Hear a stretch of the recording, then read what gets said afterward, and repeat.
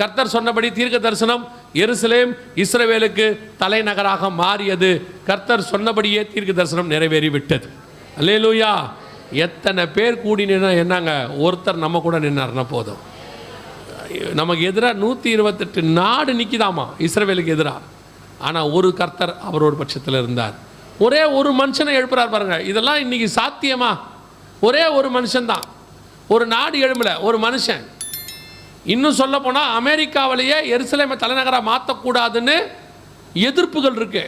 இப்போ இருக்கிற ஜனாதிபதி எதிர்ப்பு உள்ளவர் ஜோ பைடன். ஆனால் இந்த ஒரு மனுஷன் திடீர்னு உள்ள வந்தார். எதுக்கு வந்தார்னே தெரியாது. வந்தார், எருசலேமை தலைநகராக மாற்றினார், போயிட்டார்.